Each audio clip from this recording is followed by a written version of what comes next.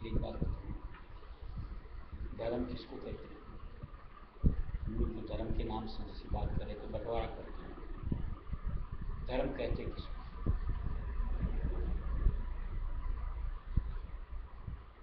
बताओ।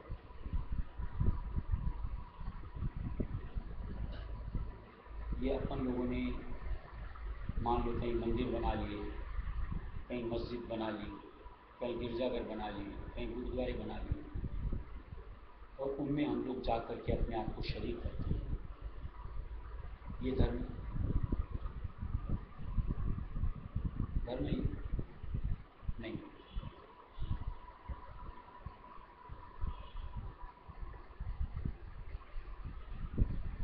धर्म का वास्ता किस चीज से? हमारी आत्मा से। आत्मा का धर्म क्या है? अपने परमात्मा से, जिसको कोई भगवान बोलता है, कोई अल्लाह बोलता है, कोई खुदा बोलता है, कोई गॉड बोलता है, हम लोग जैसे रायसुन बोलते हैं, उससे अपने आप को जोड़ते हैं। अगर हम अपनी आत्मा को उससे जोड़ते हैं, ये धर्म है। अलावा इसके और कुछ भी करते हैं, वो कर्म में शुमार होता है। यानी अगर आप पूजा पाठ करते हो, हवन यज्ञ दान पुण्य करते हो, स्कूल कुआं बावड़ी कुछ भी औषधालय कुछ भी बनाते हो, ये हमारे कर्म का है, न कि धर्म। ये एक वसीला होती है, जरिया बनता है अपनी आत्मा का शुद्धिकरण करने का, उसको ऊपर उठाने का, ताकि आत्मा हमारी निर्मल हो, साफ हो, उसमें सद्विचार उठे, और उन विचारों के जरिए से हम अपने आप को अपने मालिक तक, परमात्मा तक, भगवान तक, खुदा तक पहुंचा सकें। अब उससे मिलाने के लिए, यानी अपने मालिक से मिलाने के लिए जुक्ति चाहिए, कोई ना कोई। बगैर किसी साधन के आप अपनी आत्मा को वहाँ तक कैसे पहुँचाओगे? जैसे पढ़ा लिखा थोड़ा बहुत तो धर्म ग्रंथों के बारे में ज़रूर होगा, चाहे वेद कहो, चाहे उपनिषद कहो, चाहे गीता कहो, चाहे कोई सा भी ग्रंथ कहो। आज जैसे दिया हुआ है पहले ज़माने के हिसाब से, सतयुग वगैरह से कहो, प्राणायाम का लोग वसीला बनाते थे, यानी प्राणायाम साधते थे, अपनी आत्मा को उसको श्वासों के आधार से ऊपर उठाते थे और परमात्मा में अपने आप को समाहित करते थे। जैसे जैसे समय परिवर्तन आता चला गया, विधियां बदलती गई। जैसे देखते हैं प्राणायाम था, उसके बाद जैसे अष्टांग योग आया, मुद्राओं के साधन आए, पढ़ते हैं। समय के साथ परिवर्तन क्यों आया? क्योंकि मतलब समय के साथ जीवों की स्थिति में परिवर्तन आता चला गया। यानी जिस समय प्राणायाम सत्ता था, उस समय शारीरिक ऐसी स्थिति हम लोगों की होती थी, बैठक जमा लेते थे, श्वास खींच लेते थे और सालों सालों तक उसमें अपने आप को मगन रखते थे। धीरे धीरे निबल अवस्था हम लोगों की यानी जीवों की बनती गई, प्राणायाम नहीं बन पाता था। तो उस वक्त जो समय समय के साथ महापुरुष आते गए करने वाले, उन्होंने ला करके सहूलियत दर सहूलियत हम लोगों के लिए दी। संतों के अवतार आए, अब मालिक के कुल रायस में दयाल का अवतार आया, उन्होंने ला करके एक युक्ति कि जिससे हम अपनी आत्मा को मालिक से मिला सकते हैं। इसके लिए मालिक ने सूरत शब्द योग दिया।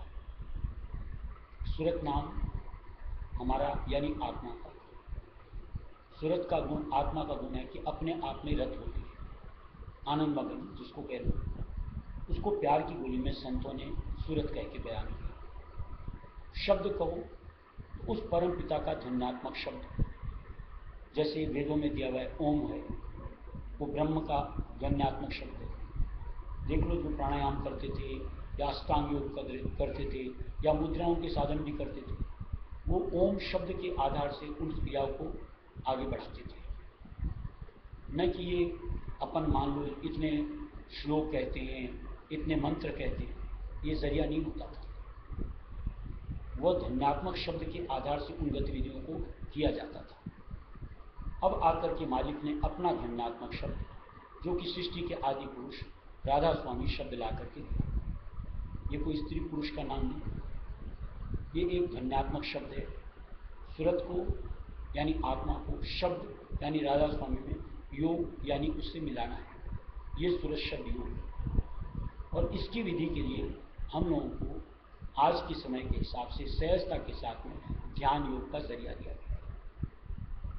पहले ज़माने में जैसे भी बात की, लंबी लंबी बैठक होती थी, सालों सालों की, जैसा पढ़ते होंगे अगर आप, उसमें दिया सतयुग के अंदर में जैसे 60-60 हजार साल की समाधि लेकर के बैठ जाते थे। 60 हजार साल उम्र होती थी, लाख लाख साल। आज हम लोगों की न तो उतनी उम्र है और न शरीर की इतनी स्थिति कि उतनी देर हम टिक करके बैठ सकें। अब मालिक ने ला करके इतनी सहजता दे दी कि अगर आप ध्यान योग करते हो, सूरत शब्द योग की साधना करते हो, थोड़ा सा समय अपने लिए निकालना चाहिए, किसी दूसरे के लिए, अपने लिए। और उसके लिए संतों ने दिया है 20 मिनट सुबह और 20 मिनट शाम। सिर्फ 20-20 मिनट का अगर आप ध्यान रायस्वी नाम के जरिए से लगाते हो, ठिकाने से। ठिकाना कहने का मतलब आत्मा हमारी देह में कहाँ होती है? पुराने धर्म ग्रंथों में बताया है कि दोनों आंखों के मध्य में, भवों की जड़ के अंदर में एक तीसरी आंख होती है, दिया हुआ है, जिसको ब्रह्मरंध्र भी कहते हैं, शिव नेत्र भी कहते हैं, हम लोग तीसरी आंख कहते हैं, तीसरा तिल कहते हैं। यहाँ पर हमारी आत्मा की बैठक होती है। ध्यान करते तो हम लोग यहाँ पर अपनी वृत्ति को इकट्ठी करते हैं, यानी कुल देह में से हटा करके पूरी चेतनता को यहाँ पर अपने आप का ख्याल बनाते हैं। और इसके ऊपर हमारा मालिक का स्थान होता है, यानी उनके चरण होते हैं। हम लोग गुरु स्वरूप को मालिक का अवतार मानते हैं। हम उनकी छवि को सामने रख करके अपने आप को उनसे जोड़ते हैं, ये सूरत शब्द योग है। अपनी आत्मा को अगर हम अपने मालिक से जोड़ करके रायस्वी टेरेंगे तो निश्चित तौर से हमारी चेतनता का सिमटा होगा, यहाँ पर हम संग्रहित होकर के अपने आत्म साक्षात्कार पाएंगे और उसके बाद अपने मालिक के कुलराज विद्या का साक्षात्कार पाते हैं। ये एक जुगत है और आज के समय के हिसाब से जो कलयुग कहो या घोर कलयुग कहो, इसमें और जितनी भी गतिविधियां आप करो, एक मनुष्य आम इंसान से बन पानी बहुत मुश्किल, बल्कि नामुमकिन कह दो तो कोई गलत बात नहीं। लेकिन ये साधन ऐसा है जो संतों ने ला करके दिया। कोई भी चाहे गृहस्थ में रहता है, बच्चे से लेकर के बूढ़े तक, मर्द से लेकर औरत तक, कोई भी इसकी साधना कर सकता है, अपना काम बना सकता है। ये सुरक्षित युग है और निश्चित तौर से एकमात्र वसीला आज की तारीख का कोई कहो, अगर कोई मुक्ति चाहता है या अपने मालिक का साक्षात्कार चाहता है या अपने मालिक से मिलना चाहता है, उसमें विलीन होना चाहता है, एकमात्र जरिया ये होता है। और बाहर हम जो भी करते हैं निश्चित तौर से वो कर्मकांड है, न कि धर्म है। और धर्म निश्चित तौर से हर इंसान को अपनाना चाहिए। ये बंटवारे जो हम लोगों ने किए हैं, ये तो एक बुरा मानो चाहे अच्छा मानो, कोई फर्क नहीं पड़ता। ये तो लोगों ने आमदनी का धंधा बना करके लोगों को डिवाइड कर दिया। अन्यथा हर एक जो भी प्राणी है, सबके अंदर आत्मा का वास, ये तो मानना ही पड़ता है। और हर किसी को अधिकार है कि वो अपने मालिक से मिले, और मालिक एक ही होता है। हम लोगों ने ऐसा बांट दिया, ये हम लोगों की भ्रांति है। नहीं तो सूरत का भंडार तो एक ही है, जहाँ से कि उसकी उत्पत्ति को हुई है। और जब तक उलट करके उस उत्पत्ति के स्थान में, यानी उसका जो ध्रुवपद है राजस्व में धाम, वहाँ तक जब तक हम अपने इस योग को बनाते हुए नहीं पहुँचेंगे, तब तक मुक्ति नहीं होती। तब तक निश्चित तौर से हम लोगों को ये जन्म मरण का जो एक 84 लाख योनियाँ बोलते हैं, इसी दायरे के अंदर में भरमना पड़ता है। आप अच्छे कर्म करो, आपको निश्चित तौर से वापस मनुष्य देह मिल सकती है।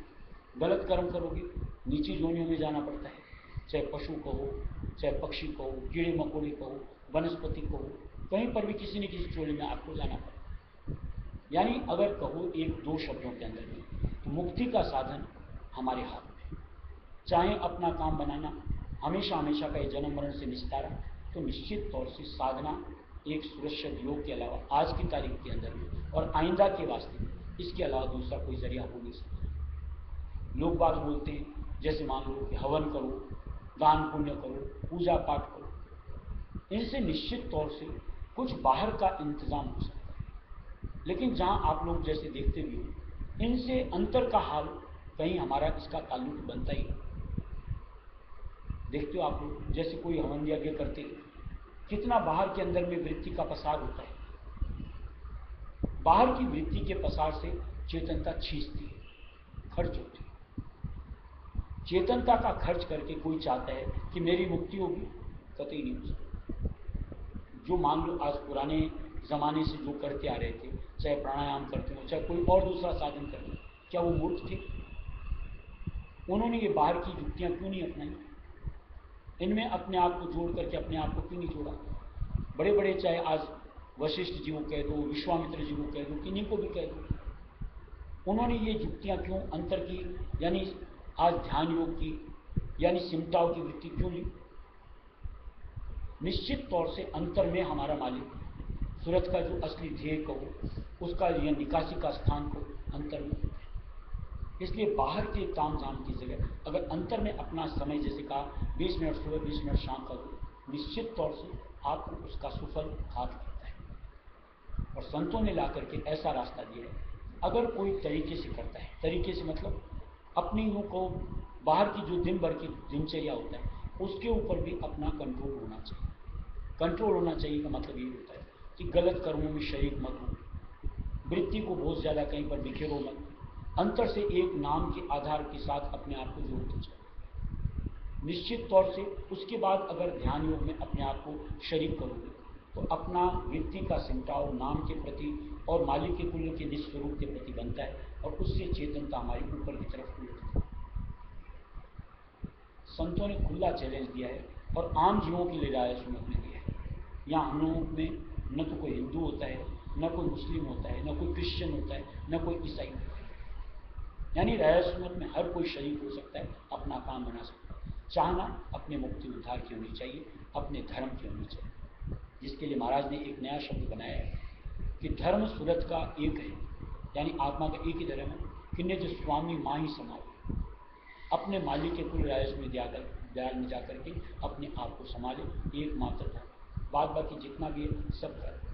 जैसे मान लो आज हम लोग सत्संग करते हैं, इसको अगर अंतर में पलटेंगे नहीं तब तक ये कर्म में शुमार होते हैं, शुभ कर्म का फल देगा, भक्ति फल हाथ नहीं आएगा, यानी मुक्ति नहीं होगी। इसी तरीके से मान लो खाली अपन दान पुण्य करते हैं, या मान लो खाली सेवा ही सेवा करते हैं, इससे भक्ति से, इस तरह की भक्ति से मुक्ति नहीं मिलती।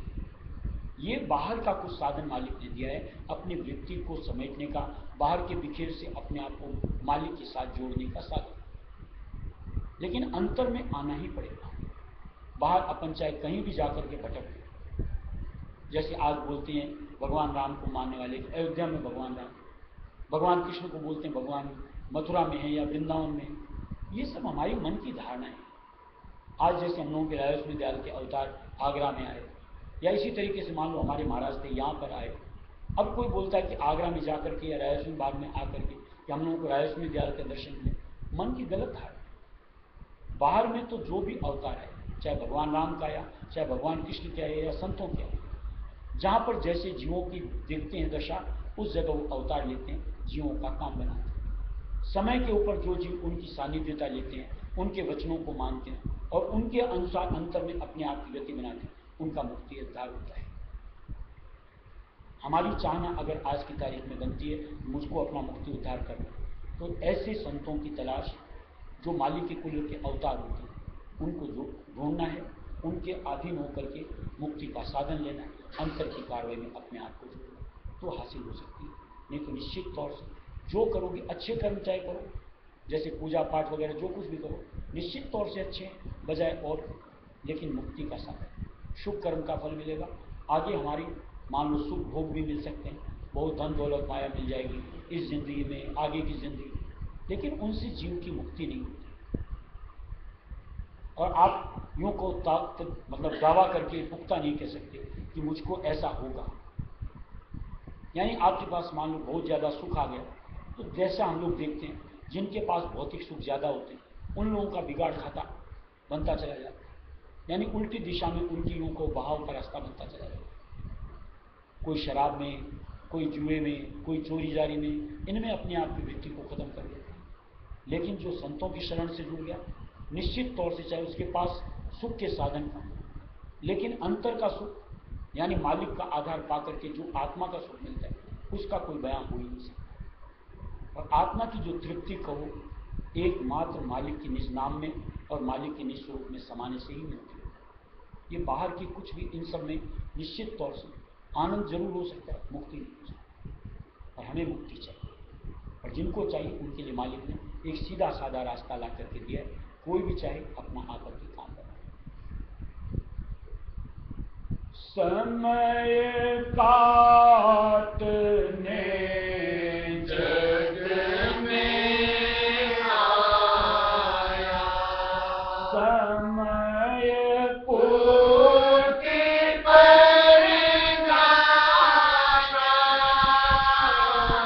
समय काटने जग में आया, समय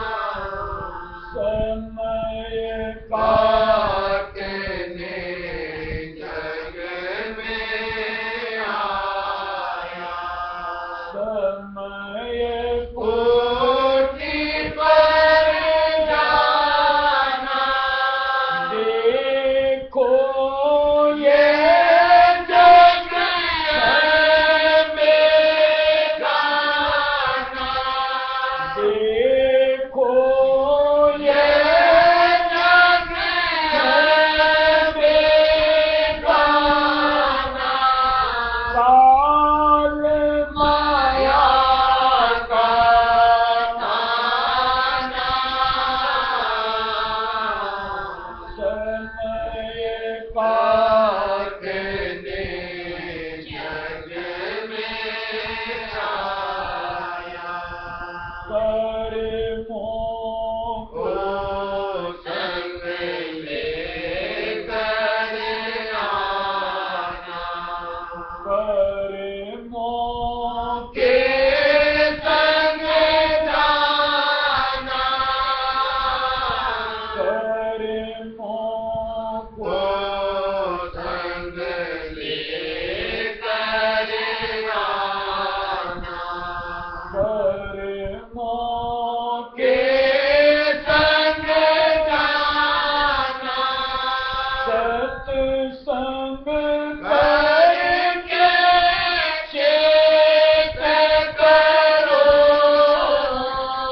सत्संग करके चेत करो।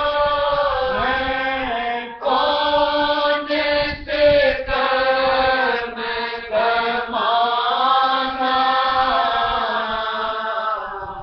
समय काटने जग में आया। समय पूर्ति पर जाना। देखो ये जग है बेगाना। देखो ये जग है बेगाना। काल माया का ताना। समय काटने जग में आया। नर तन ही एक ऐसा माना। स्वामी से मिल जाना। नर तन ही एक ऐसा माना। स्वामी से मिल जाना। सुंदर समय बीत ना जावे। सुंदर समय बीत ना जावे। राधा स्वामी नाम जपाना। समय काटने जग में आया।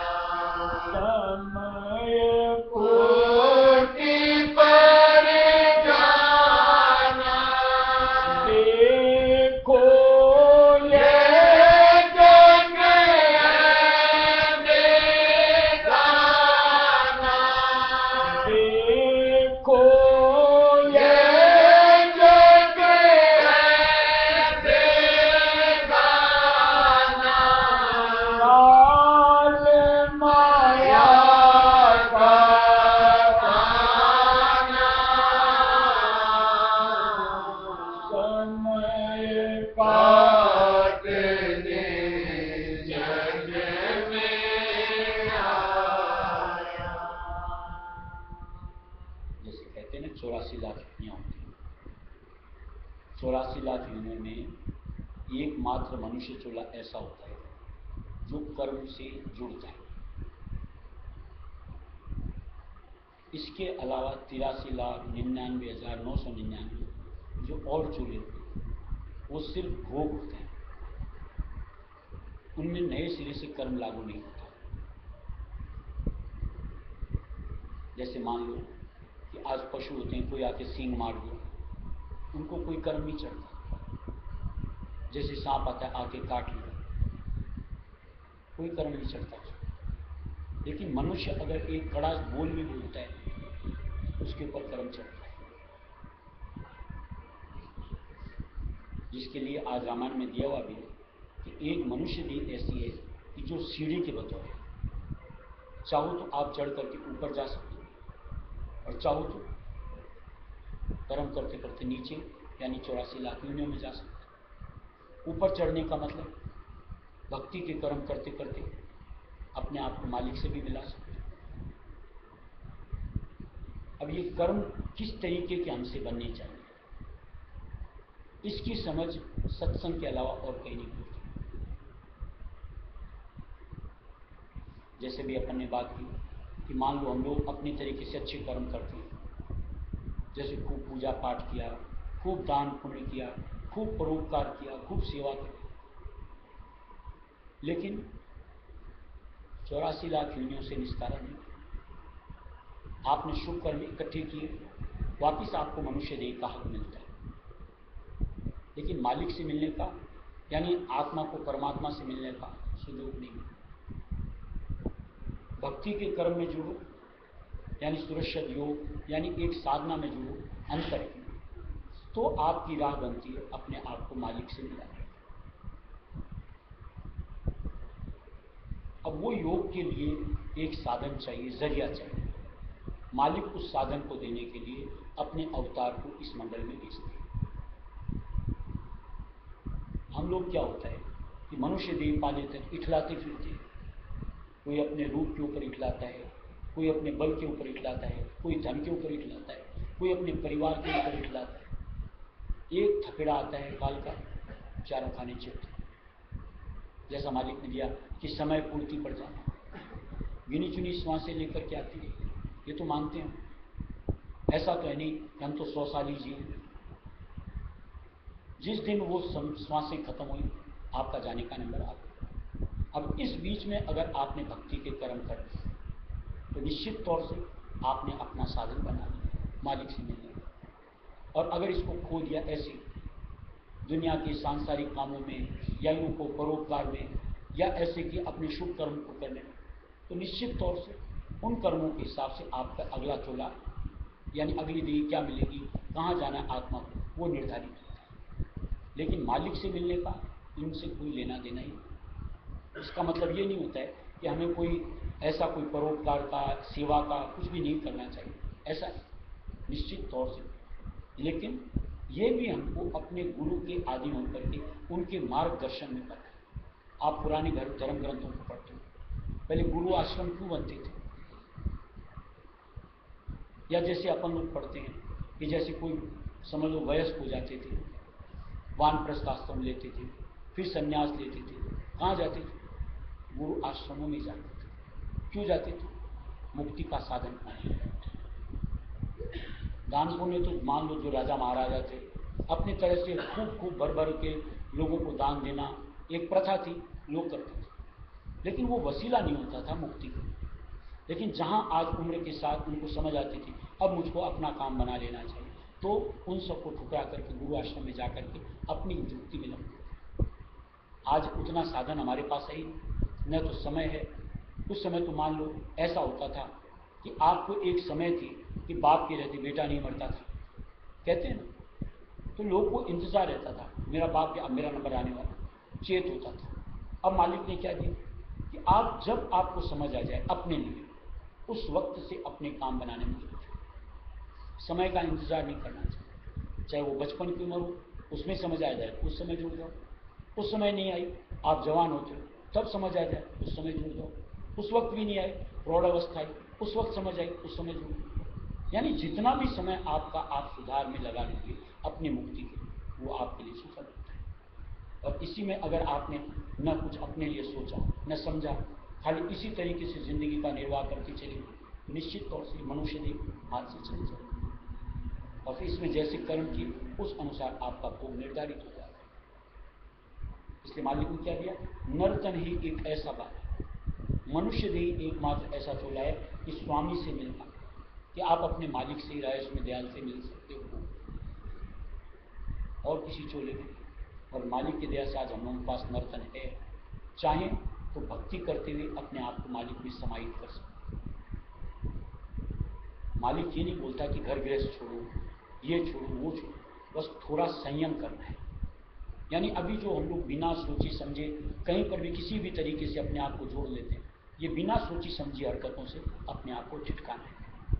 कहीं पर भी जुड़े, समझ में आना चाहिए कि मुझे यहाँ कितना अपने आप को जोड़ना है, अपने समय को कितना यहाँ खर्च करना है, अपने आप को कितना यहाँ पर कितना उलझाना है। बस जितना ज़रूरी हो उतना उलझो, बाद बाकी अपने आप को बचाओ, मालिक के नाम से जुड़ करके अपनी मुक्ति का साधन करो। और मुक्ति के साधन के लिए मालिक ने अपना निज नाम क्या दिया, रहस्यमय नाम जपान, एक रहस्यमय नाम अंतर से टेढ़ते चलो, रहस्यमय। और ये ऐसा नाम है आप कहीं पर भी बैठ करके किसी भी अवस्था में और किसी भी समय ले सकते हो। मालिक का दर 24 घंटे और ताज जिंदगी खुला रहता है। यहाँ न कोई सुबह होती है न कोई शाम होती है। पढ़ा होगा आप लोगों ने भी अपने ग्रंथों में कि जहाँ हमारा मालिक रहता है वहाँ दिन रात नहीं होता। ये दिन रात तो इस मंडल का सिलसिला है जो कि माया का देश है। हम लोग यहाँ मानते हैं कि रात हो गई और हम लोग देखते हैं भगवान को सुला दो या हम सो जाओ, लेकिन न तो भगवान सोता है और न हमें सोना चाहिए। सोने के लिए देही को रेस्ट चाहिए, आत्मा को चेतन बना करके चले। उस वक्त भी हमको अपनी यो मालिक से जोड़ करके रखें, और उस वक्त को आधार बनाने के लिए दिन भर का जो रूटीन होता है उसमें नाम से अपने आप को जोड़ते चले। अगर दिन भर आप मालिक के नाम से जुड़े रहो तो देखो आप नींद में भी, गहरी नींद में भी जाओगे ना, अंतर आपका जाप चलता रहता है, रहस्यमय। और निश्चित तौर से वही हमारी काम आता है, यानी मुक्ति दिलाती है।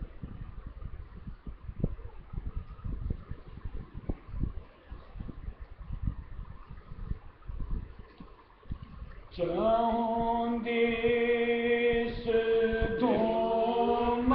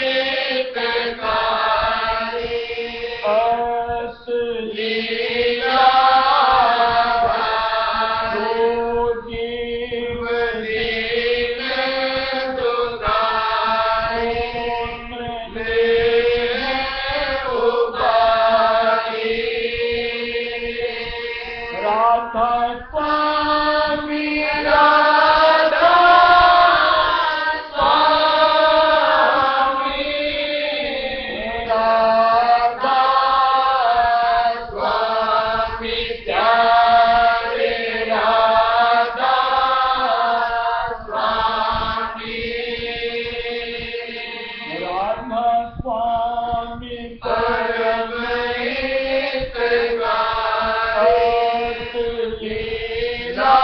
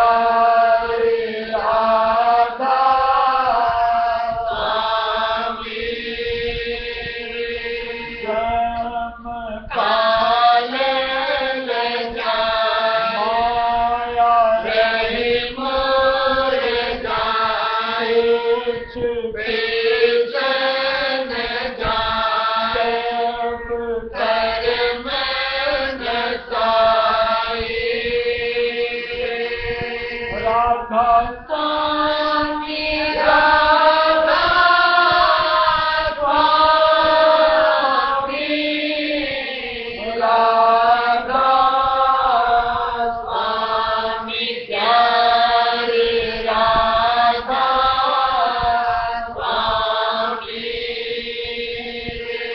जन्म काले लगा माया रही मर जाए कुछ बेचैन जाए सब कर्म नसाए राधा स्वामी राधा स्वामी राधा स्वामी प्यारे राधा स्वामी हुआ जीव उमारे का मन बसार काले उजाड़ हुआ सत्य उजियारा राधा स्वामी राधा स्वामी राधा स्वामी प्यारे राधा स्वामी हुआ जीव उतारे का मन बसागर काले उजाड़ हुआ सत्य उजियारा राधा स्वामी राधा स्वामी राधा स्वामी प्यारे राधा स्वामी राधा स्वामी महिमा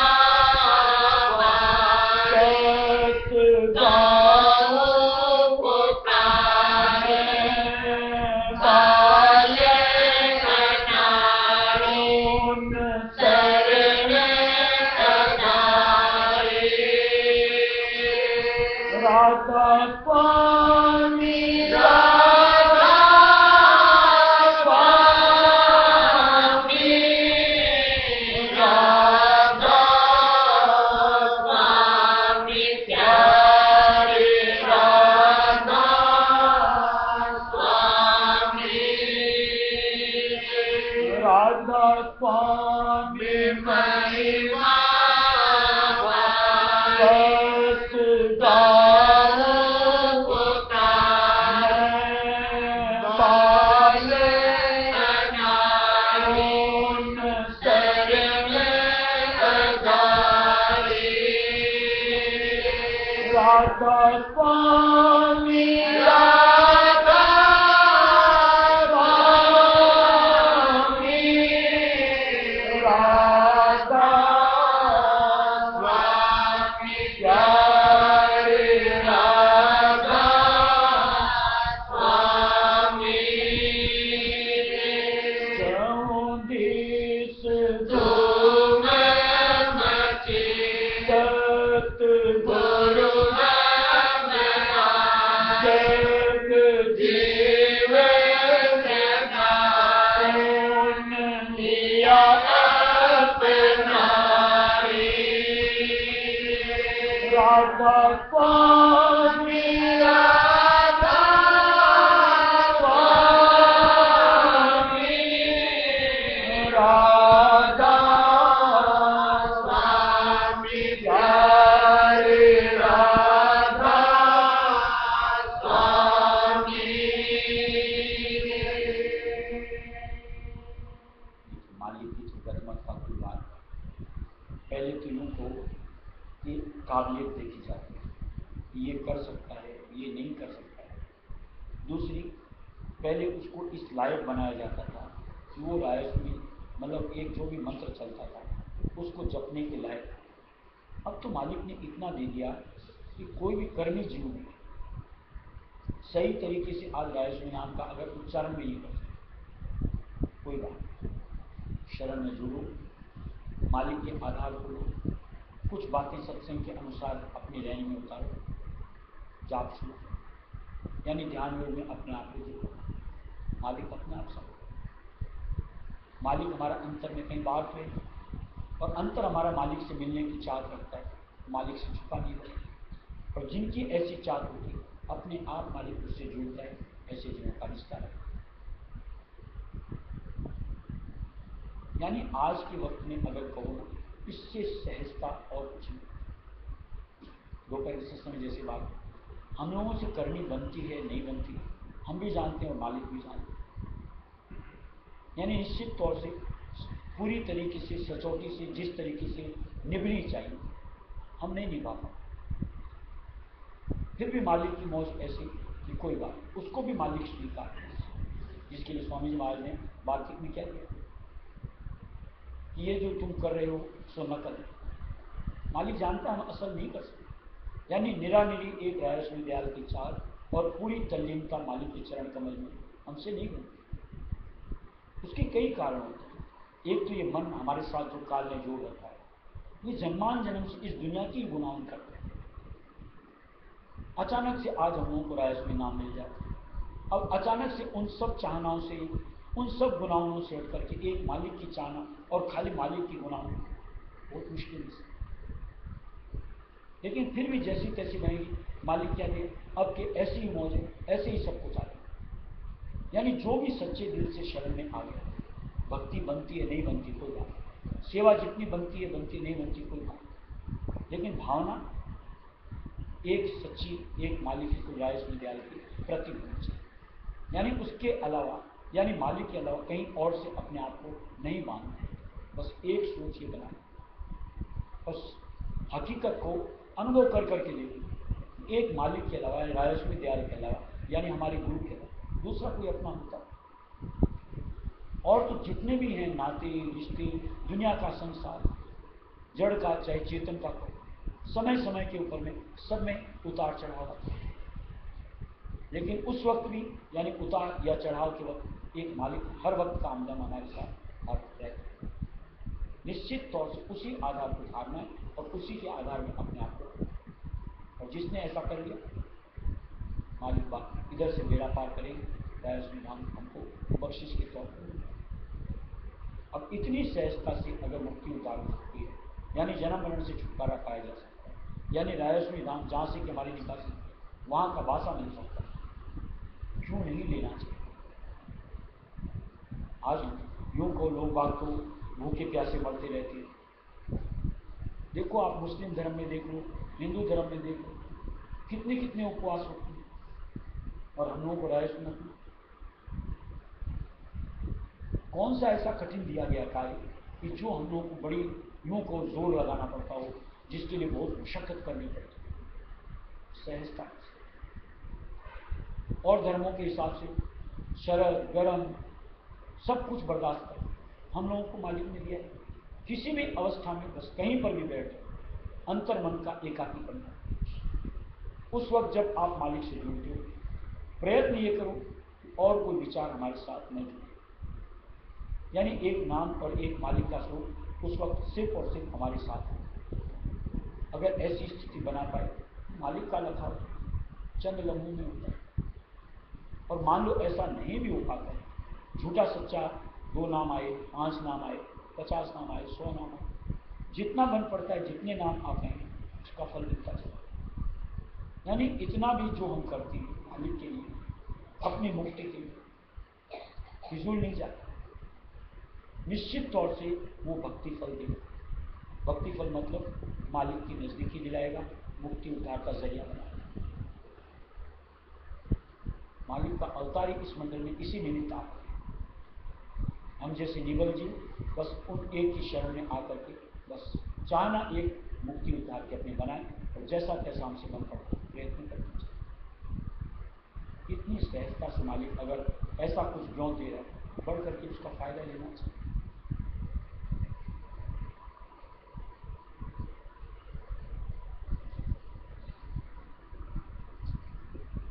मेरे सतगुरु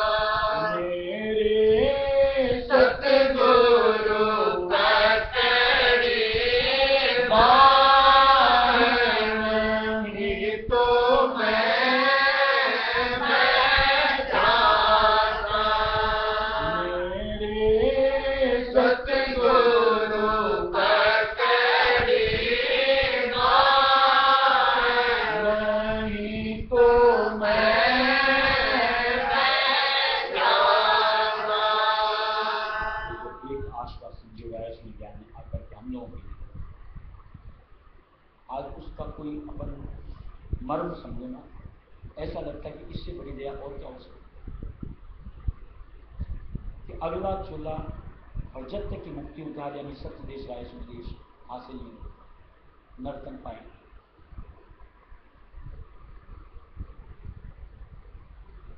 आज कितनी चूक हमसे कहाँ नहीं होती, और उन चूक का परिणाम साफ दर्शता है कि 84 लाख दुनिया में इस जिंदगी की बात कर रहे हैं, और जो संचित पड़े उनका तो कहना ही नहीं।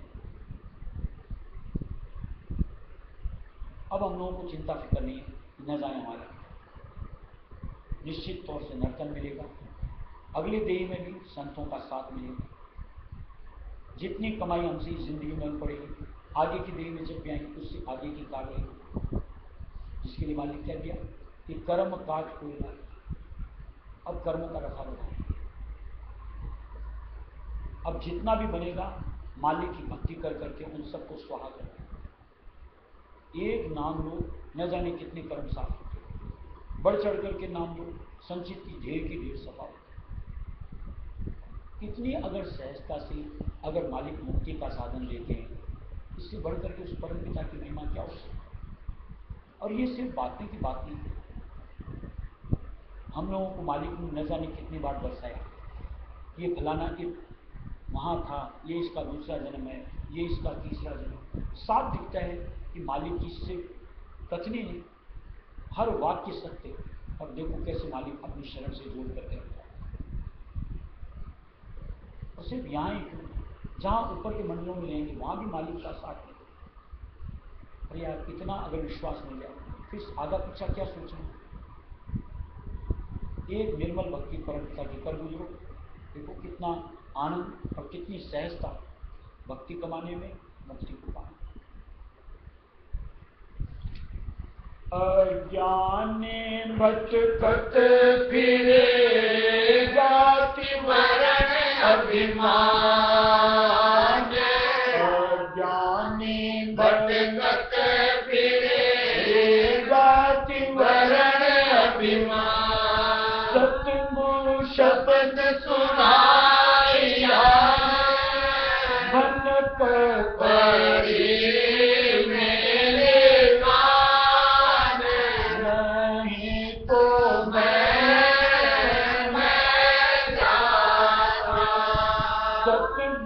शब्द सुनाया बन कर पड़ी मेरे कान, नहीं तो मैं जाता। मेरे सतगुरु करी मान, नहीं तो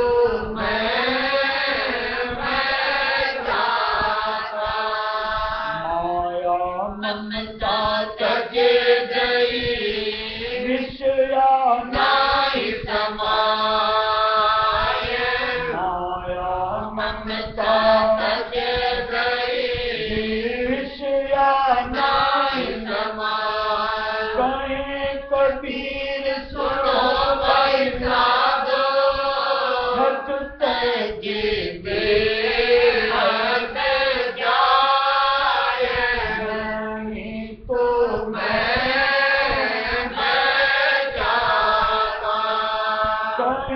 कबीर सुनो भाई साधो, हक तजे बेहद जाए, नहीं तो मैं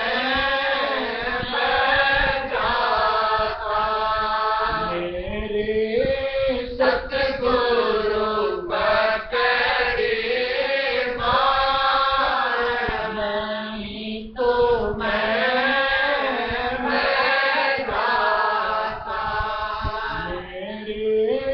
सतगुरु पकड़े मान, नहीं तो मैं जाता।